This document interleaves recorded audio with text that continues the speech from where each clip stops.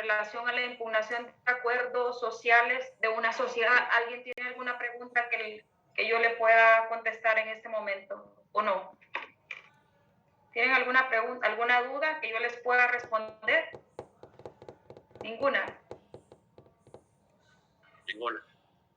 Bueno, entonces ya habíamos hecho referencia a cuándo procede la nulidad de acuerdos sociales, cuándo procede la anulación de acuerdos sociales, y íbamos a entrar, si no me equivoco, a lo que vimos, las causas de impugnación en las cooperativas, en las sociedades anónimas, y íbamos a entrar al artículo 503 del Código Procesal Civil.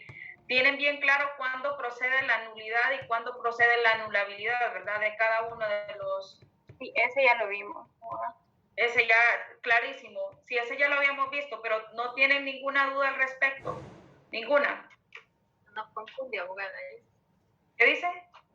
Es el que nos confunde, que dijo el compañero, lo que se lo repitiera la otra vez y en eso cortamos la clase. Solo de manera breve lo voy a hacer porque en ese caso yo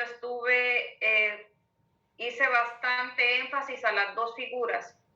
Y también ustedes tienen que poner de su parte después de la clase, dar una repasada, porque yo hago todo lo posible porque les quede claro. Y ahí tienen las presentaciones que estoy seguro que muchos de los que tienen dudas ni siquiera las han descargado de la plataforma. Entonces, tienen ustedes las causas de nulidad y tienen ejemplos de nulidad y anulabilidad.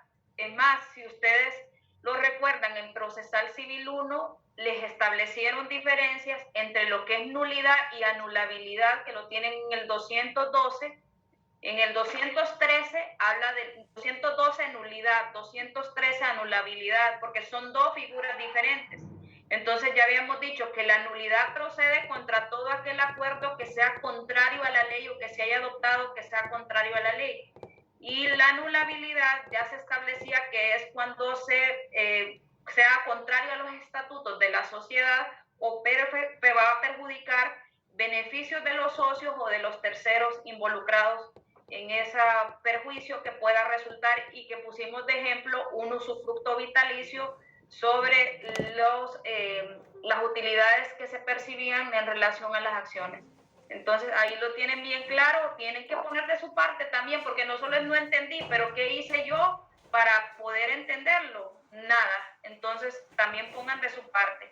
Ahí tienen todos los materiales, en la plataforma tienen subido todo lo que tiene que ver con cada uno de los temas, inclusive tienen ahí todo lo práctico, y eso se los he dicho, es real del tribunal, solo que una demanda de impugnación de acuerdos sociales no es común en el juzgado, por esa razón no tienen ninguna en práctico, pero sí tienen las presentaciones y la explicación y los ejemplos prácticos de cada uno. Voy a proyectar los siguientes artículos, que son los que continuaban en relación a los temas evacuados. El artículo 503 del Código Procesal Civil, que ya voy a proyectarles.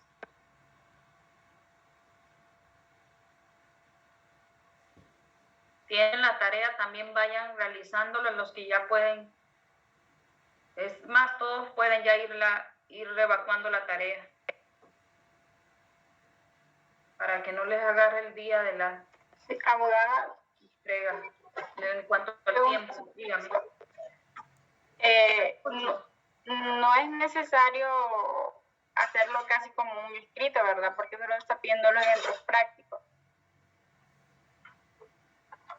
No, escritos no me hagan, y ahí se los digo, se los aclaro que escritos no necesito escritos.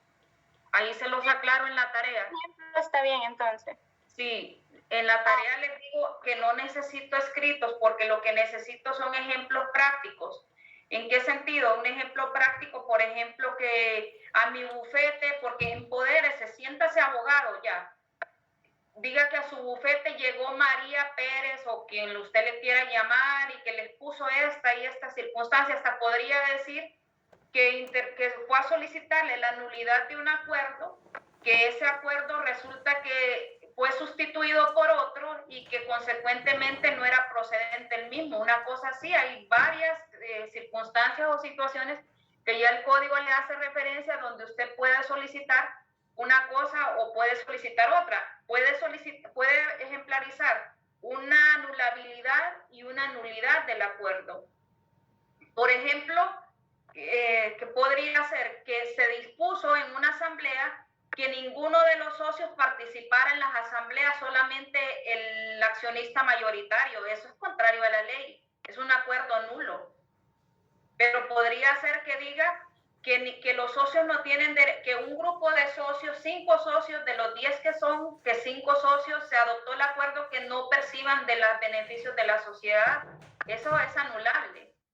Entonces, ustedes pueden ir haciendo sus apuntes en relación a cada uno de los ejemplos. También pueden solicitar nulidad de acuerdos que se hayan adoptado en cooperativas. Hay infinidad de situaciones que se puedan dar. No sé si tienen más preguntas o todo está suficientemente claro. Vamos a continuar con lo que es las causas de impugnación de acuerdos, que lo tenemos en el 503 de la Sociedad de Responsabilidad Limitada, que también ya lo habíamos evacuado. Y de la cooperativa ya lo habíamos evacuado también. Dígame. Sí, nos quedamos por el artículo 505. Que hacía referencia a la caducidad y que les dije que buscaran diferencia entre lo que era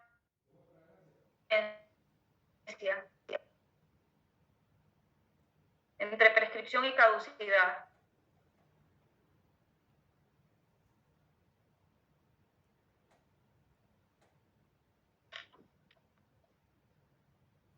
¿Alguien encontró alguna diferencia?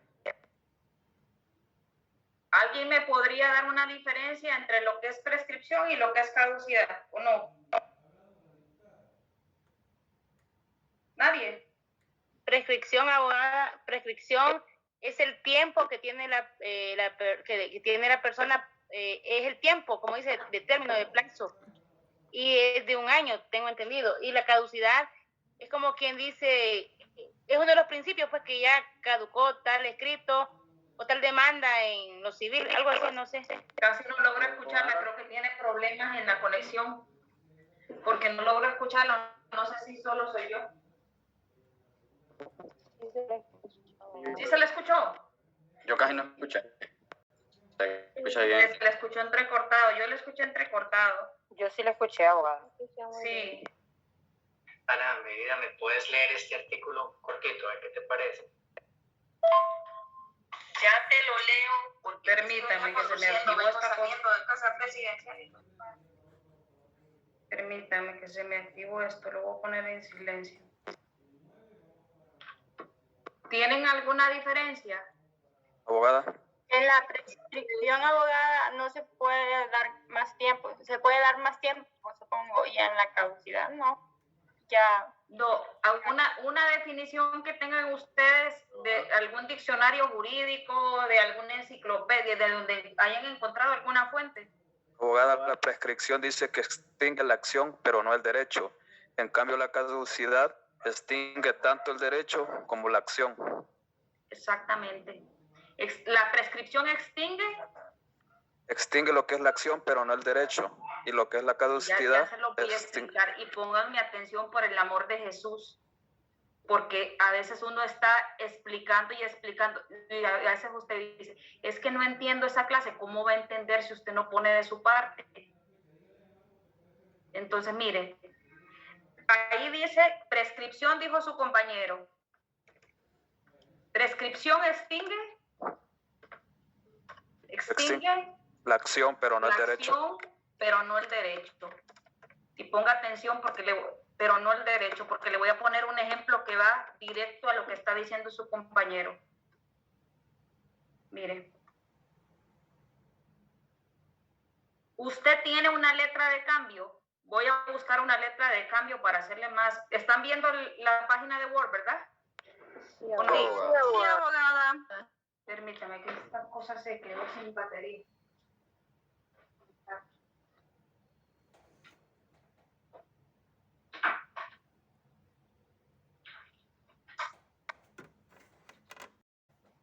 Pues para ejercitar la acción cambiaria en una letra de cambio.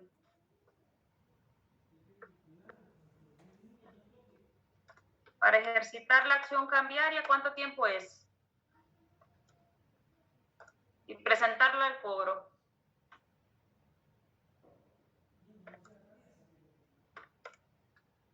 Seis meses.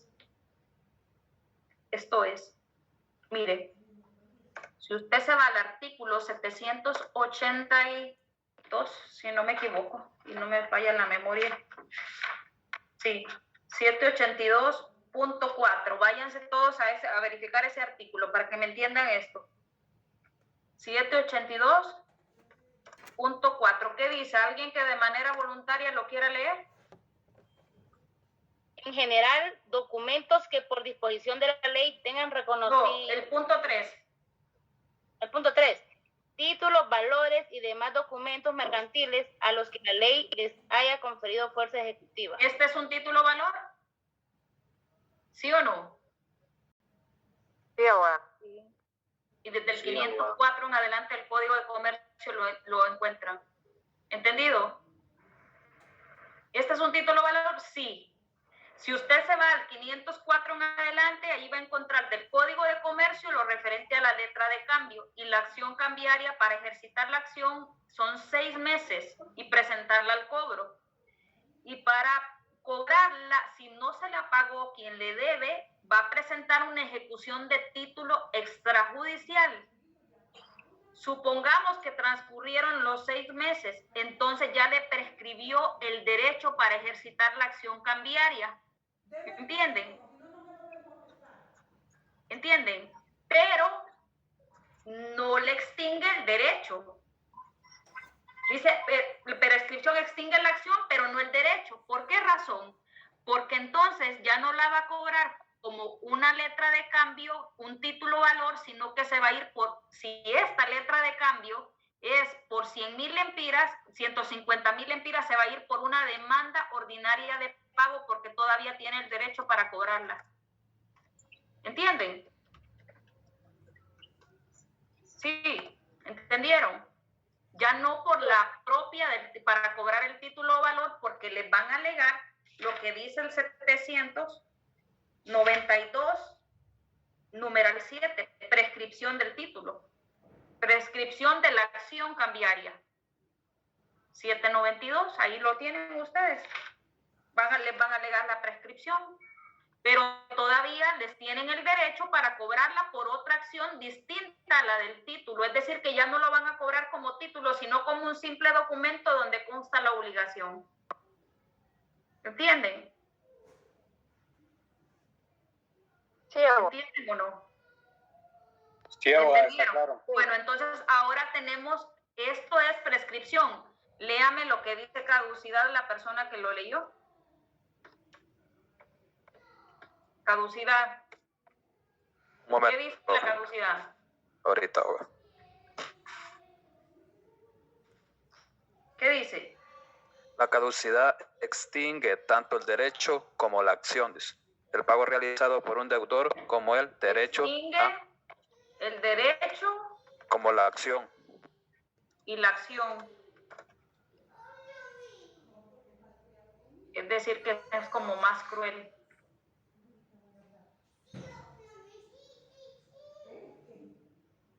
¿Alguien tiene algún ejemplo de caducidad? Abogada, un ejemplo, Dígame.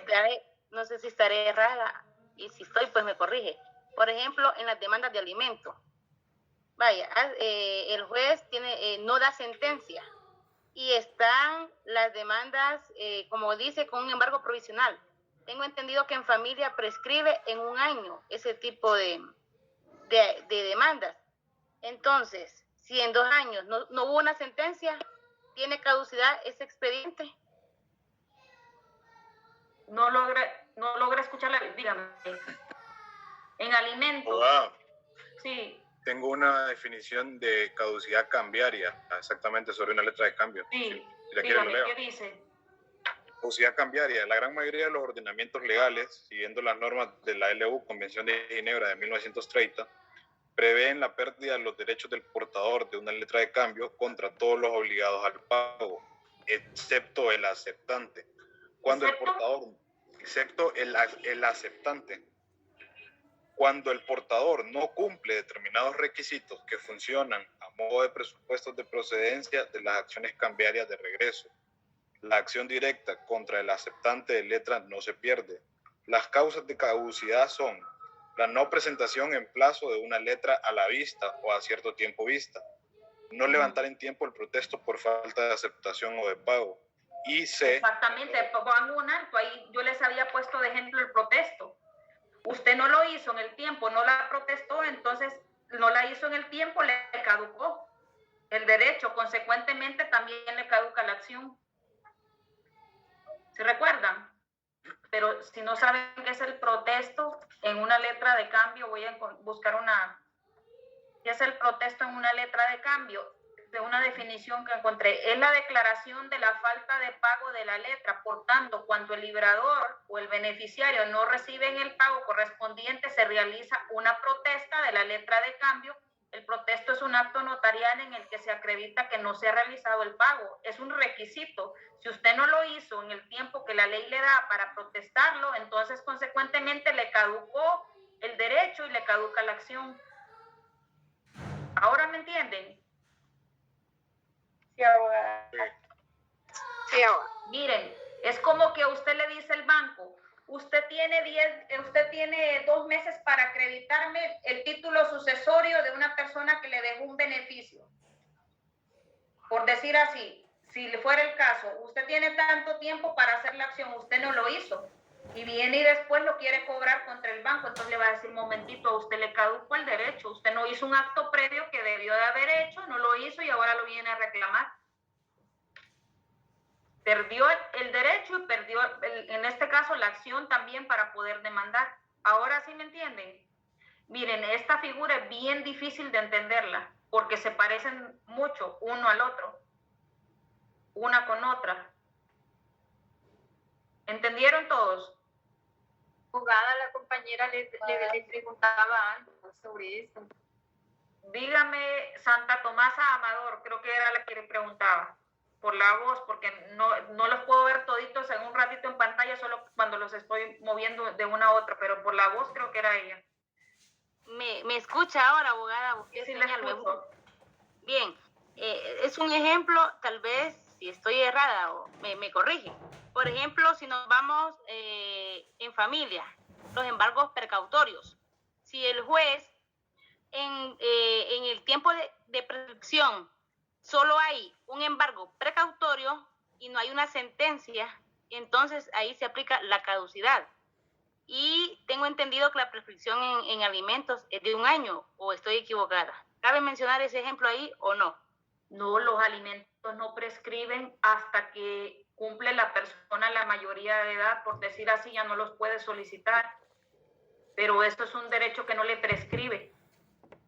Pero si está abierto el expediente y en 2 años el juez solo está la medida cautelar de un embargo precautorio, pero no hay sentencia, ¿cómo está? No, ahí estamos hablando de una como caducidad de lo que dice el Código Procesal Civil. Ya se los voy a referir, que el tiempo de duración de una medida, pero el derecho no le prescribe.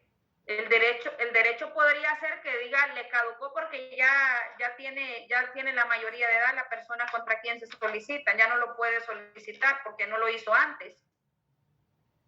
Ese podríamos decir es un ejemplo de caducidad. Ya tiene 21 años, usted no reclamó antes, entonces no venga a reclamar ahora. Le caducó el derecho y se le extinguió la acción. ¿Entiende? ¿Me entiende? Y abogada, lo que les estoy explicando. Pero lo que está hablando Santa Tomás Amador, ya le digo cuál es el fundamento suyo que está refiriendo. Ya se lo Gracias, abogada. Del 350 en adelante están las medidas cautelares, pero las de familia tienen un procedimiento propio. Cuando no está establecido en las de familia, en el procedimiento propio, entonces sí nos remitimos a la parte general de las medidas cautelares. Y ya vamos a encontrarlo. Vamos a ver. Extinción de la prestación de caución.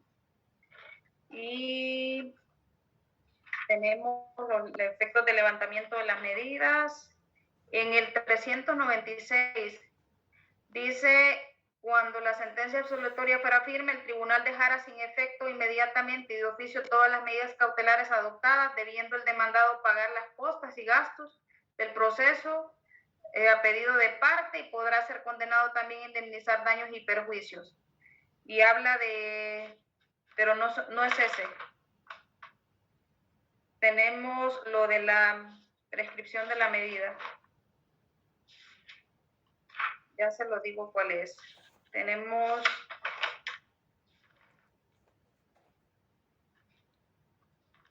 tiempo de duración, tiene que estar. Clases de medidas y habla de 3 años. ¿A ese es el que refiere? Sí, a ese me refiero, o sea que el expediente está abierto, pero no hay una, como dice no hay usted, una sentencia, solo es una medida precautoria. Sí, entonces usted puede pedir que se levante la medida. ¿Por qué? Porque nunca hubo una resolución definitiva referente a la misma. Entonces, en ¿Y 3 años. a eso se refiere? Sí, a eso me refería. Es como dando un ejemplo, como dice usted, como estamos viendo lo que es la prescripción y la caducidad, entonces quería que me quedara claro con ese ejemplo. Sí. ¿En cuántos años prescribe la medida cautelar, abogada? ¿En 3 años? Son 3 años los que dispone no habla de prescripción, les cuento que habla de caducidad. Ah, ok. Ahí se lo dice el 397. Jennifer Moncada, proceda a la lectura del mismo. Jennifer Moncada, 397.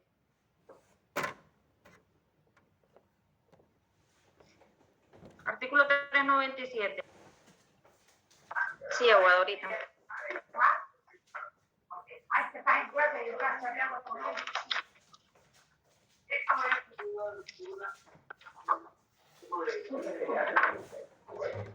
Caducidad de la medida cautelar.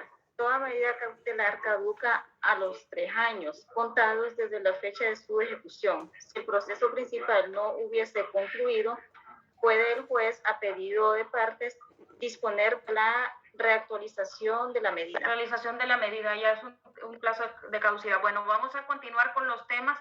Ahí era para que les quedara claro cuándo es prescripción y cuándo es caducidad, pero vamos a continuar para no perder el orden de lo que estábamos viendo. ¿Le quedó clara la pregunta, Santa Tomasa? Súper clara, abogada. Muchísimas gracias. Bueno, entonces vamos a continuar.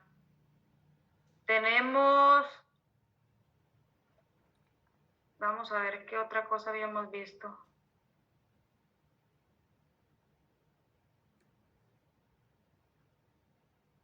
Vamos al 507, la legitimación. Alguien que me ayude, colabore con la lectura, por favor, de manera voluntaria. 506. 506, sí. Legitimación.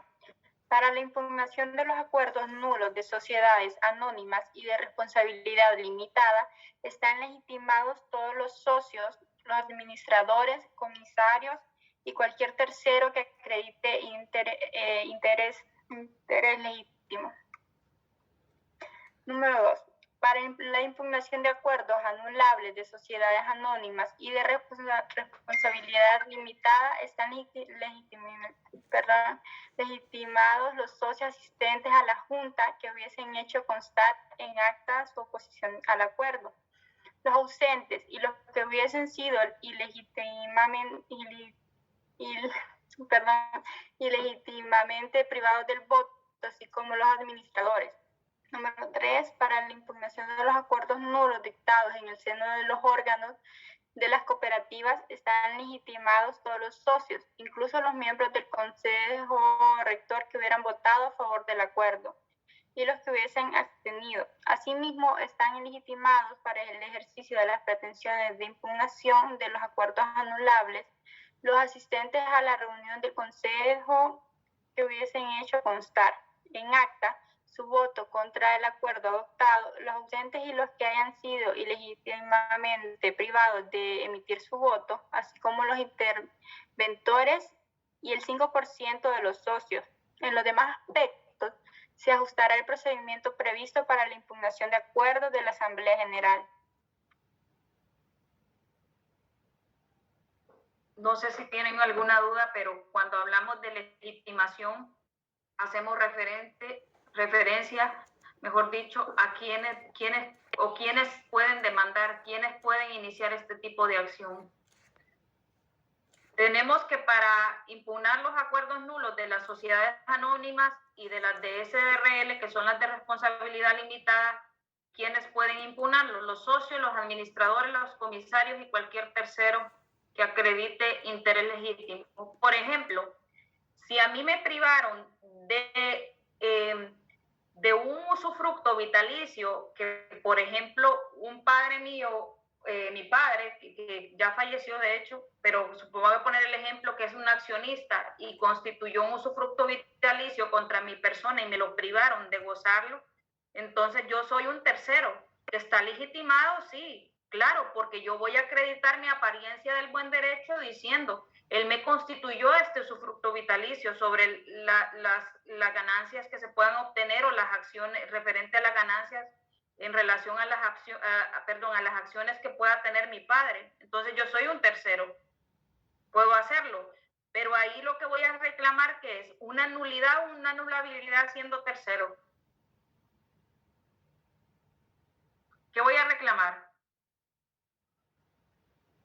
Una habilidad.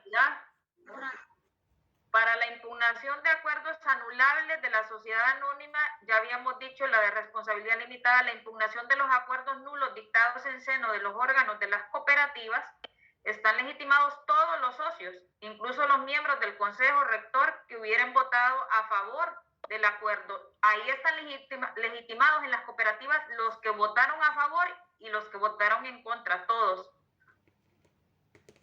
Ahí hace referencia al punto 3 del 506. Requisitos para la interposición de la pretensión, es de la demanda. ¿Cuáles son los requisitos? Tiene que dirigirse contra la sociedad. Y cuando ustedes demandan a una persona jurídica, porque esta es una persona jurídica privada, entonces tienen que demandarlo a través de su representante legal. En una SA, ¿quién es el representante legal? Mónica Fernanda Borjas. ¿Quién es el representante legal en una SA? ¿Quién es? ¿Quién es el representante legal? ¿Le contesto, abogada? Sí, tiene la palabra para que usted lo conteste. ¿Quién es el representante legal en ese caso? El presidente del Consejo de Administración de la Sociedad Anónima. Y le pregunto ya le digo a quién. A Karen Zavala. ¿Quién sería el representante legal de una SDRL? ¿Quién es el representante legal? ¿Usted me lo puede decir quién es el representante legal de una SDRL? Norma Reyes. Doña Norma, tiene la palabra para que le ayude a su compañera. ¿Quién es el representante legal? El gerente general, abogada. El gerente general. Y en una cooperativa, ¿quién sería el representante para poder actuar? Si estamos demandando una persona jurídica. ¿Quién sería? ¿Quién es?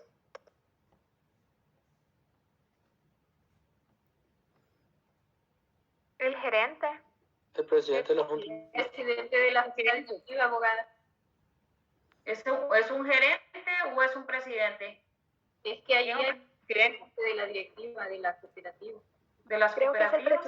Hay gerente también, pero el presidente de la Junta Directiva, de la directiva y el gerente de las en cada cooperativa hay un gerente. ¿Pero quién es el representante legal? ¿El gerente? El gerente del Consejo de Administración. ¿En una cooperativa? Hay una ley de cooperativas. ¿Quién es?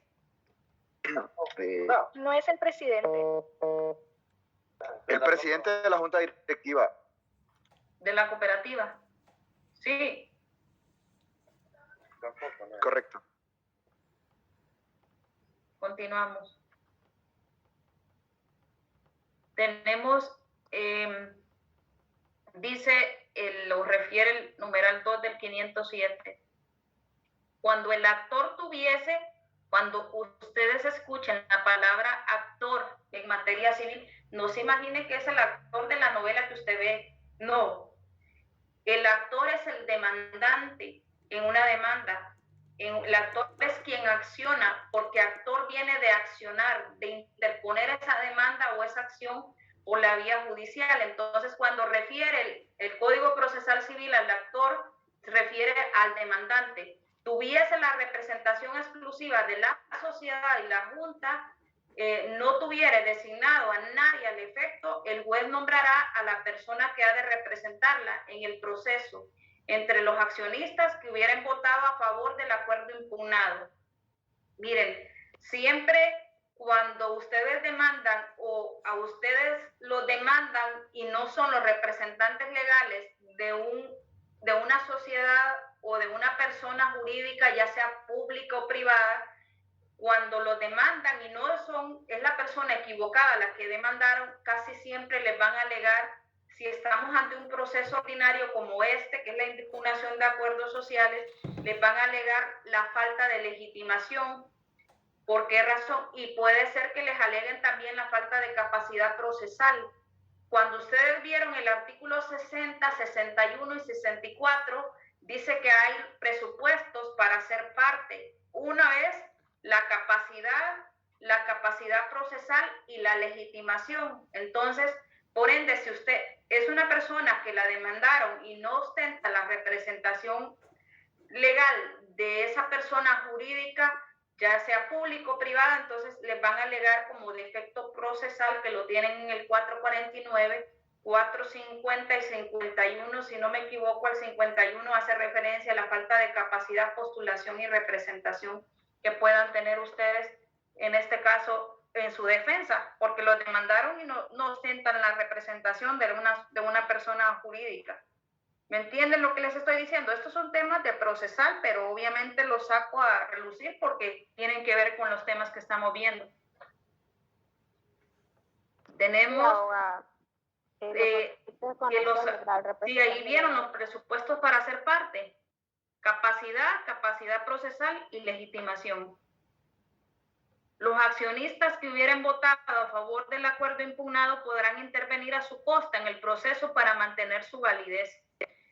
Para la interposición de la pretensión de nulidad y anulabilidad, los accionistas depositarán sus títulos ante el notario o en una institución de crédito, quienes expedirán el certificado correspondiente. ¿Para qué?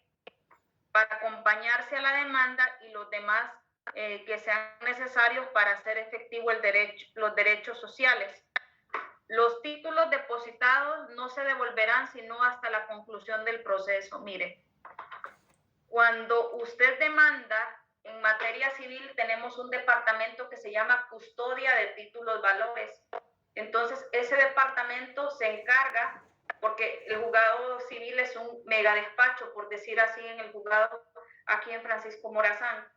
Hay un departamento de títulos valores, hay un archivo de custodia, hay un archivo general donde se van a custodiar los demás expedientes que no sean de custodia, y el departamento de títulos valores, ahí mismo en el juzgado, en la primera planta, custodia todo lo que son títulos valores.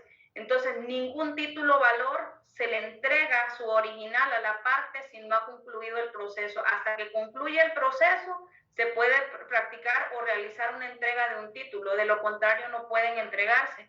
Entonces, ese departamento se encarga de la custodia, y siempre que a ustedes les admitan una demanda con un título, van a verificar que en el auto de admisión se dice que por seguridad procesal se remite o se envía el título valor al departamento de custodia. Tenemos, en cuanto a la acumulación de pretensiones, que ya lo vieron ustedes, la parte general en Procesal Civil 1. ¿Se recuerdan cuándo procedía la acumulación de procesos y cuándo la de pretensiones? ¿Alguien me puede decir que es una acumulación de pretensiones o no?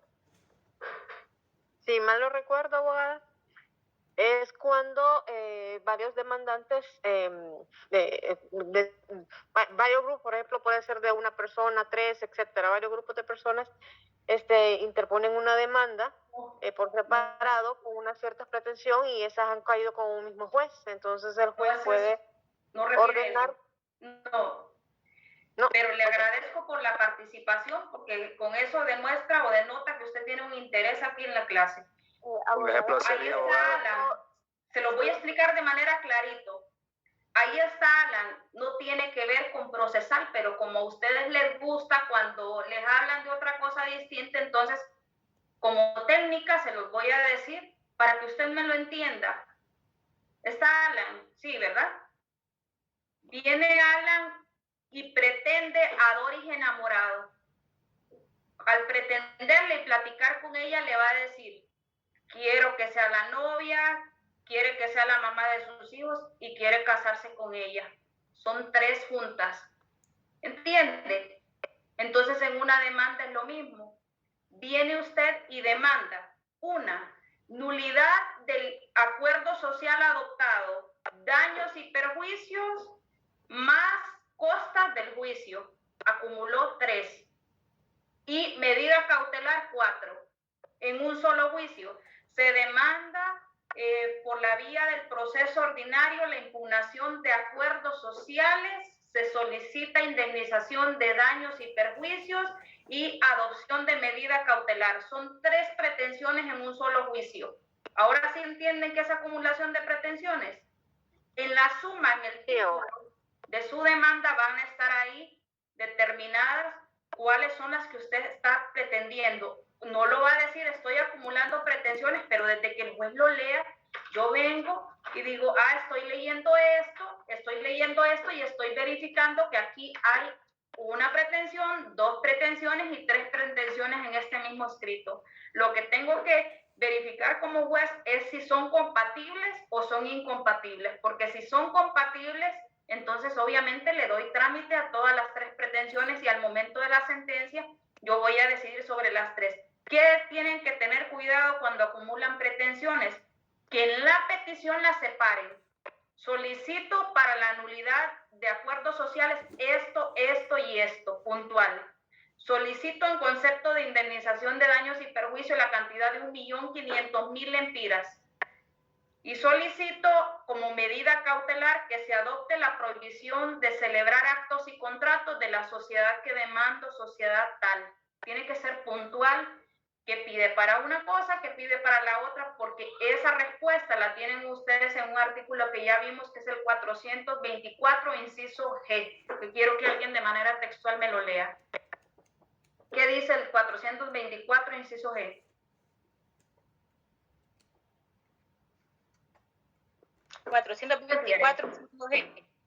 La petición que se formule determinando clara y concretamente lo que se pida, indicándose el valor de lo demandado. Cuando sean varias las peticiones, se expresarán estas con la debida separación.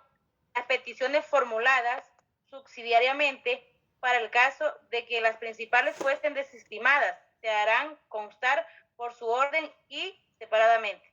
Separadamente, dice ahí, claramente se los dice. Miren, cuando uno no verifica un error de esos que ustedes cometen, se arriesga como juez, porque uno no sabe dentro de qué marco va a fallar una pretensión y cuál es el siguiente. Por ejemplo, usted me pide, necesito que me indemnice por el lucro cesante y el daño emergente, y pido 1.500.000 lempiras por los 2, pero no me lo separó. ¿Cómo voy a saber dentro de qué marco le voy a dar el lucro cesante y dentro de qué el daño emergente? ¿Entienden? Pues lucro cesante, por ejemplo, Cristo Sánchez, ¿está ahí presente, Cristo? Sí, abogada, que estoy. Viene Cristo Sánchez y tiene un negocio de taxis. Entonces le chocaron. Hay daños materiales, se va a materia civil. Y dice, voy a demandar por el daño emergente. El daño emergente va a ser el producto del perjuicio ocasionado a consecuencia del choque que sufrió. Entonces, un taller de mecánica le dice que son 20.000 lempiras lo que le deben ese concepto. Pero aparte de ese daño emergente, hay un lucro cesante que es la ganancia dejada de percibir. Dice, semanalmente yo me hacía en un taxi, ¿cuánto le podemos poner? 5,000 lempiras. Y ya van desde el choque y que no he reparado mi taxi 4 meses. Hágale el cálculo y dígale de daño, de lucro cesante, que es ganancia dejada de percibir, es esto. Entonces el juez va a pedir documentación en relación a acreditar cuánto percibía. No sé si hay un presidente ahí de los taxistas y le va a decir cuánto más o menos es la ganancia que percibía durante ese tiempo. Hasta hay personas que se dedican al rubro del taxi y hacen contrato con una persona para estarla yendo a dejar o traer a su trabajo, también lo acredita mediante factura. Esto fue lo que dejé de percibir. Y lo demás, ¿con qué lo va a acreditar? Con una minuta que le va a hacer un taller de decir, esto es lo que usted gastó en la reparación de este taxi, pero esto es lo otro que dejó de percibir. Entonces, si a mí me piden una sola cantidad, ¿cómo voy a saber dividirlo y cómo voy a saber qué es lo que me probó? Entonces, para mí es más fácil cuando ustedes separan una pretensión de la otra. No sé si me estoy dando a entender lo que les estoy explicando. Sí, abogada. Sí, abogada. Bueno, entonces a eso refiere. Yo creo que ya estamos en tiempo, ¿verdad? Sí, abogada, ya. Ay,